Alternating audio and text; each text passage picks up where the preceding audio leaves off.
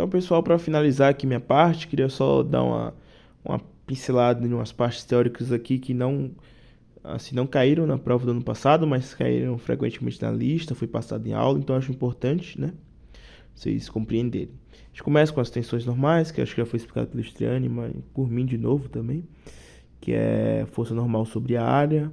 Se essa força for maior que zero, é uma tensão, desculpa, tensão normal. É uma tensão de tração, se for menor que zero, é uma tensão de compressão. Ela é dada em newtons por metro quadrado, que é pascal. Cuidado com as unidades, quilopascal é 10 ao cubo, megapascal 10 a sexta, gigapascal 10 a nona. Também tem esse truquezinho aqui, que para acelerar suas contas na hora da prova, que Newton por milímetro quadrado já dá em megapascal. A gente tem agora também as forças de cisalhamento, que são tensões de cisalhamento, desculpa novamente, que são tensões que surgem devido ao efeito de forças cortantes, que são forças transversais em relação ao nosso eixo. Temos um eixo X aqui, então temos esforços cortantes, que são forças transversais, então surgem tensões de cisalhamento. A tensão de cisalhamento média, então, como a normal era normal sobre a área de cisalhamento, a tensão de cisalhamento vai ser força cortante sobre a área que ela está aplicada. Temos tensões de contato, que é quando ela é dada por esse sigma B aqui, que é uma força B sobre a área B. Que área B é essa? É a área projetada desse pino aqui, por exemplo, que é a espessura vezes o diâmetro. A espessura vezes a largura do parafuso do pino, do que quer que seja. Temos tensão de cisalhamento média para cisalhamento duplo. O que é isso? É quando eu tenho meio que duas áreas do meu pino sendo afetadas. Então eu tenho uma força P aqui, só que eu estou dividindo em duas forças cortantes, porque eu tenho duas áreas. Então essa força P é igual a 2V. Então V ele vai ser, portanto, metade da força P. Então a ação de cisalhamento ela cai pela metade de cada lado, né? Fica metade de um lado, metade do outro. Esse é o cisalhamento duplo, né? Que eu tenho duas áreas de contato, que é esse caso aqui. Tensão de contato, quando o cisalhamento duplo vai acontecer a mesma coisa, eu vou ter duas áreas de contato e a minha força P também cai pela metade. É análogo, né? Só que aqui são tensões normais, lá são tensões de cisalhamento. Porque quando eu não tenho duplo, é 1 para 1, tá vendo? 1 para 1, 1 para 1, uma cortante por um peso. Quando eu tenho um duplo, acaba ficando 1 para 2. Então eu divido as forças, ou a cortante, ou a força P. Não é peso, não. Tá, vamos agora para tensões e cargas admissíveis. Surgem alguns termos aqui. Novamente, não caiu na prova, mas o professor fala, então pode ser que caia. Temos o fator de segurança, que é a resistência real sobre a resistência exigida, que tem que ser maior que 1, necessariamente. A real, normalmente, o professor dá, que é normalmente a máxima, né? E a exigida é que você calcula.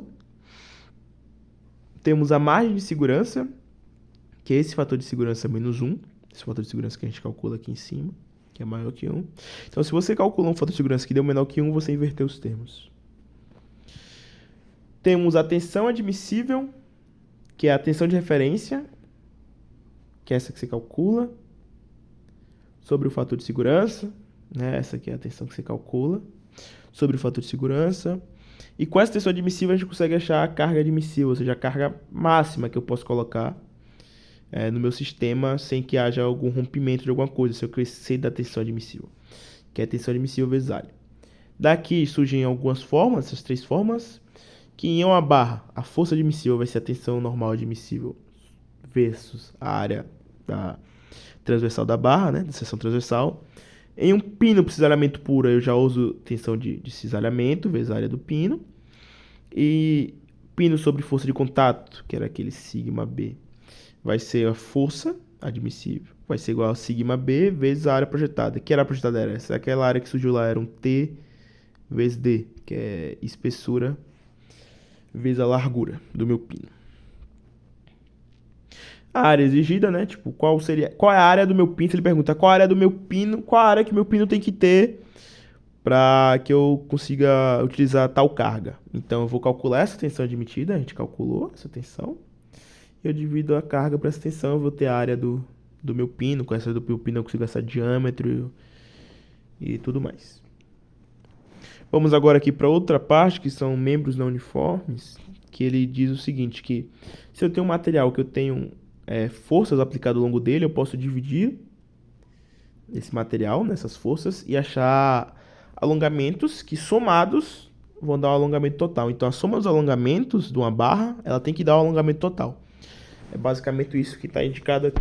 As áreas poderiam ser diferentes e daria o mesmo, como a gente já viu lá antes de resolver o exercício 3, né?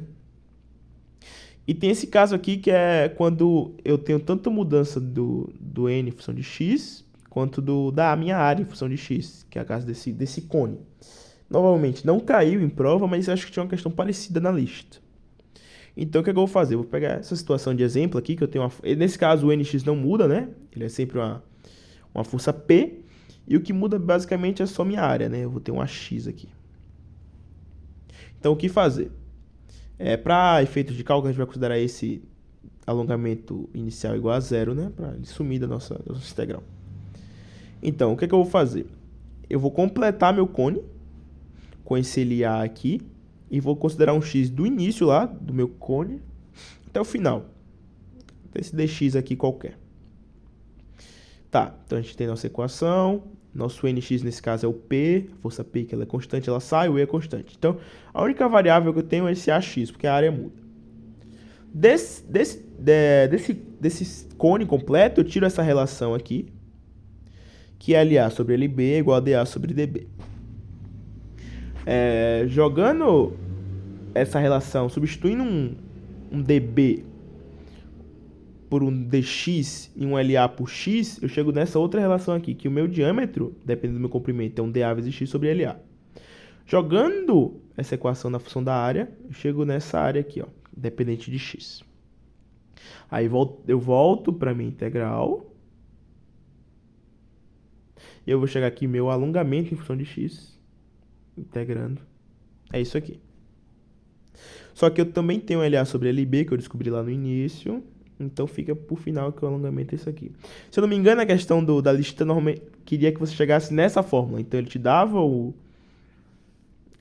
a integral, qual era, e você tinha que fazer essas relações. Fazer um LA sobre LB igual a DA sobre DB, um dx sobre dx sobre LA, acha a área, jogar a área na integral, integra em x, que é de LA, integra em x de LA até LB, porque você está considerando o cone completo, e depois substitui aqui e você acha isso.